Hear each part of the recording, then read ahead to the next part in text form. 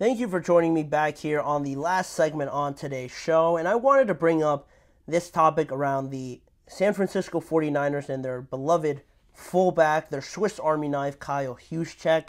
The 49ers basically overall had to make a lot of tough decisions this year, from re-signing Eric Armstead. They obviously couldn't do that. Trying to re-sign Kyle Juszczyk, they were more successful doing that than Eric Armstead. Brandon Ayuk, obviously, how much money they're going to pay him with the season that he just had.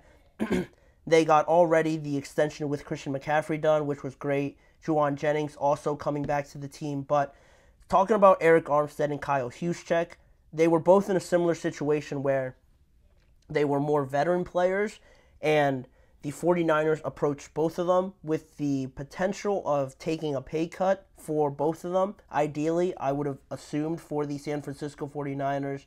Eric Armstead, obviously now with the Jaguars, it wasn't a successful attempt to get him to take a pay cut. I think I could be wrong, but I did see him make a comment about it and how he felt disrespected by it. With just him being the longest tenured 49er from this group of guys, he really didn't want to take a pay cut, but the 49ers obviously needed it to keep all these good players on their roster. They couldn't agree to a pay cut with him, so he moved on.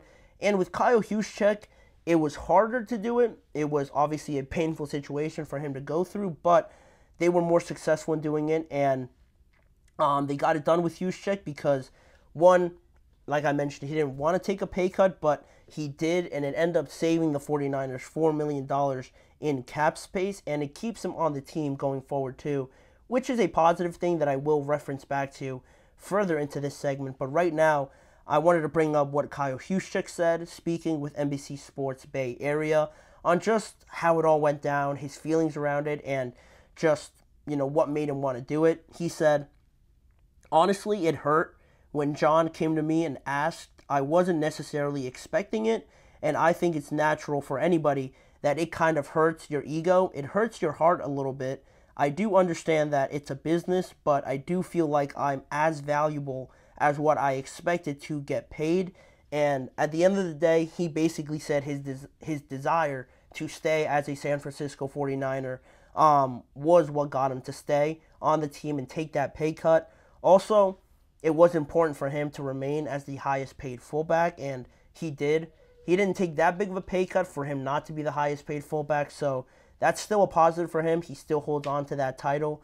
And he said that was important to him as well, because I don't think I can name another fullback other than Patrick Ricard right now in the NFL, or at least one that does as much to this team as Kyle Juszczyk does, because he isn't just your typical fullback.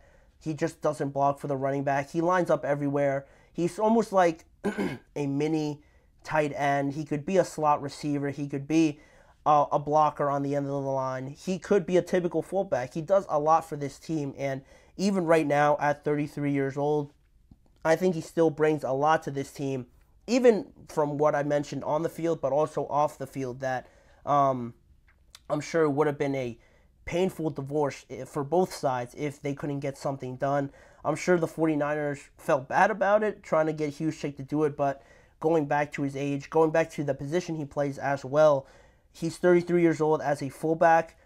You could imagine in a pecking order of who you approach to take a pay cut, you're probably going to go to the fullback first among all the positions that you can do, and the one that's most likely to do it, one that might not affect the team so much. It is a unique situation with Juszczyk just because, like I mentioned, he does so much for them, but they did approach him, and they were successful in doing it.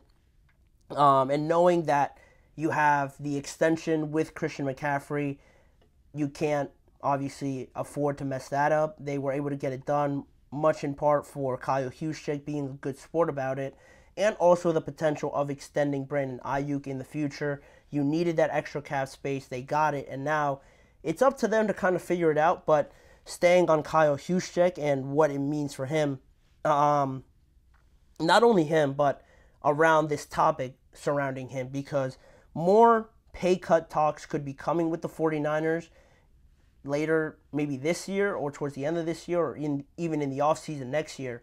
I don't think this is the last we're going to hear about them trying to get their players to take a pay cut just because that is the payoff you have when you have so many good players. When you have so many good players on your team, you can't all be the highest paid at your positions. It just doesn't work like that.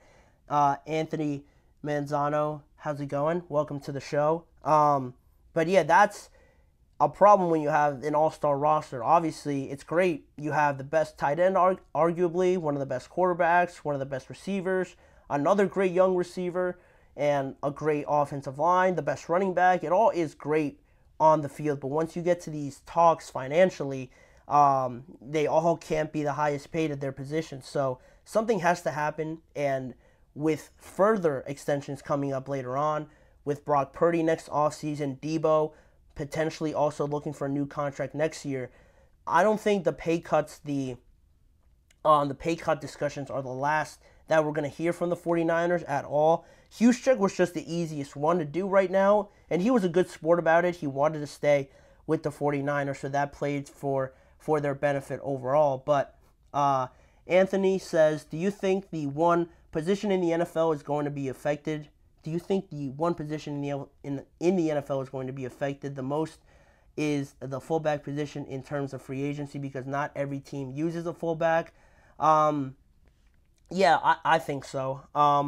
It's one, like I mentioned, it's one of those positions where I can't personally name another great fullback other than Juszczyk or Patrick Ricard, and it is going almost out of style now to have a typical fullback, like you mentioned, just because the league is more going towards a passing style, more points, not so much running the ball, not so much I formation where you need a fullback really.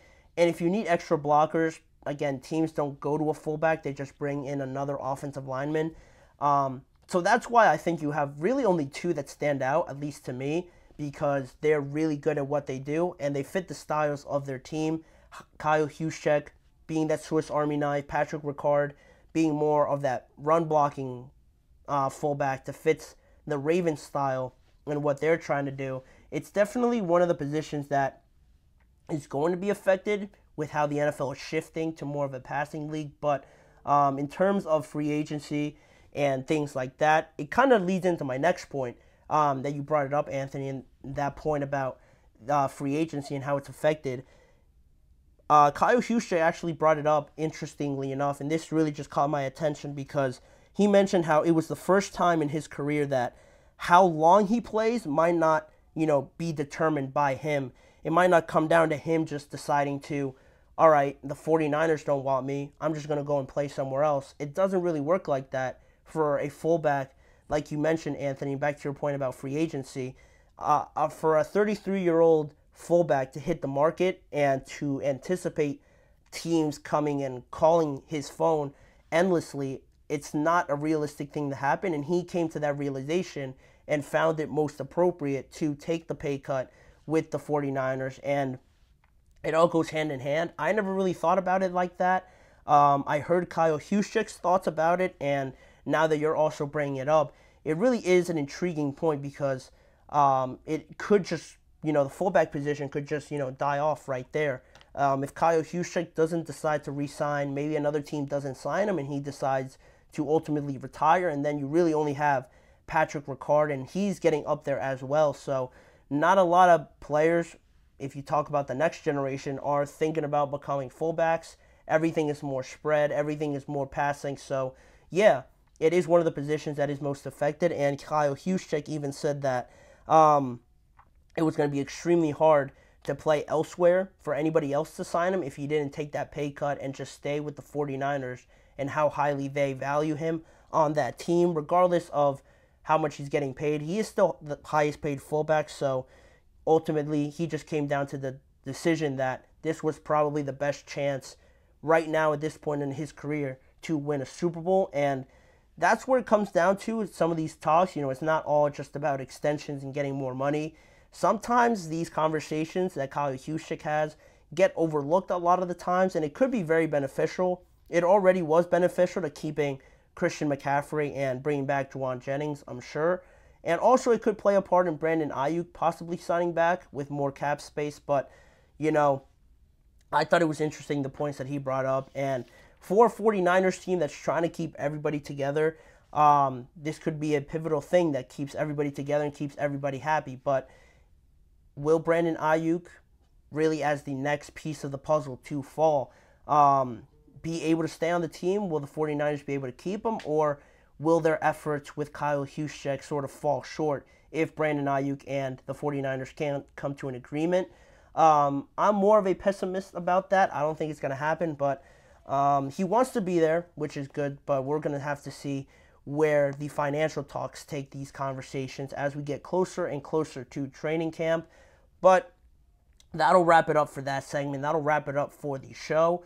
I want to thank you guys for joining me on today's episode of the GSMC Chip Shot Football Podcast. Please remember to like, follow, and subscribe to the show, as well as following the network on all forms of social media. If you want to see more of this show, check out the GSMC Sports Network channel and the GSMC Podcast Network channel on YouTube for a variety of different forms to watch the show, watch content around the show, around YouTube Shorts, all the live videos, and also individual segment videos are all on both YouTube channels. And as a final reminder, tune in every weekday at 6:30 p.m. Eastern Time to watch some more NFL discussions and listen to some more conversations around the NFL with me, Manny Moradiaga, as your host. Thanking you for joining me, and I hope to see you guys back here with me again tomorrow.